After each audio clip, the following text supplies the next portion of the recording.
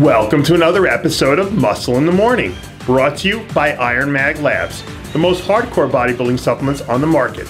I'm your host, Dave Palumbo, and I'm here to bring you all the latest news in the world of bodybuilding and fitness. It's Wednesday, September 17th, 2014, and on today's show, Brian Shaw goes hunting, Tony West launches a new clothing line, Hide puts the finishing touches on his physique, Kyle's decade of dominance, and Efforting's biceps training tips. All that and much, much more only on Muscle in the Morning.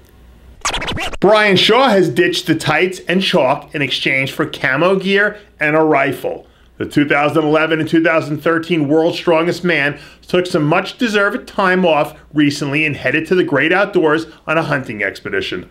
Although the chances are that the 6'8", 440-pound Shaw was probably bigger than any wild animals he might have encountered, the idea of the Colorado-born mountain of muscle tucked away in a tree stand, donning a Duck Dynasty beard, is a great, I'll bet, amusing departure from seeing him pulling Mack trucks.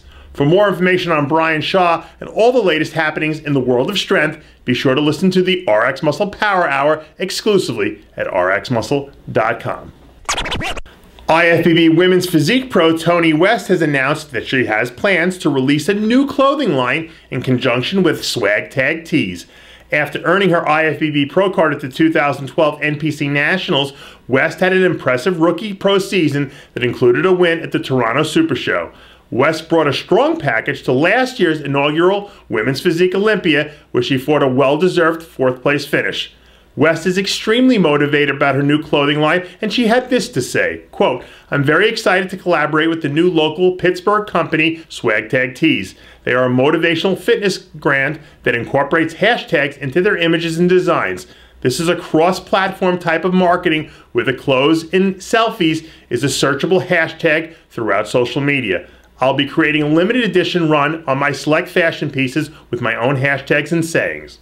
For more information, be sure to check out swagtagtees.com. Hide Yamagishi has touched down in Las Vegas, but that doesn't mean he's cruising into the show. Yamagishi recently posted photos with Charles Glass, adding the finishing touches to his physique just days out from taking the Olympia stage. Yamagishi is the classic example of what it means to be trapped between two worlds. Although he's good enough to win smaller shows in the open class, he doesn't have enough muscle to be a legitimate open Olympia contender. Likewise, although he's a dominant 212 competitor in the smaller events, Hide still gets out-muscled by the smaller, thicker competitors like Flex Lewis, Kevin English, and Jose Raymond.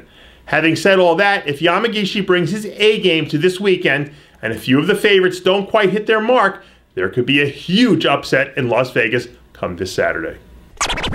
This year's Olympia pool is swirling with storylines, but if there's one story that doesn't seem to be garnering enough attention, it's that Iris Kyle is gunning for her 10th Miss Olympia title. Kyle's reign of dominance has been absolutely baffling, and her name deserves to be mentioned as not only one of the top female bodybuilders to ever grace the stage, but perhaps the greatest male or female bodybuilder of all time. Kyle's extended run of excellence has literally changed the standards for women's bodybuilding, and if she leaves the Orleans Arena with another Sandow in hand, she'll certainly establish her reign as the first true bodybuilding dynasty. Stan Efferding is back in action. The man known as the White Rhino handed out some bicep training advice recently, courtesy of an article published in Flex magazine.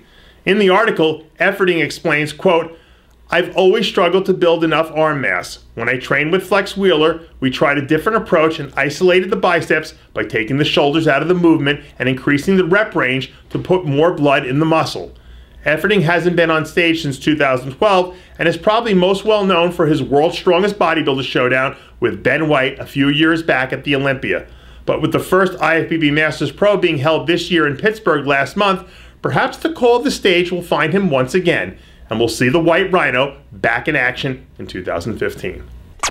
And that does it for yet another edition of Muscle in the Morning, brought to you by Iron Mag Labs, the most hardcore bodybuilding supplements on the market. Check out ironmaglabs.com today. And for full quotes and Muscle in the Morning bonus features, join Muscle in the Morning's official Facebook page. I'm your host, Dave Palumbo, reminding you to always be true to your passions. And remember to follow us on Twitter and Facebook.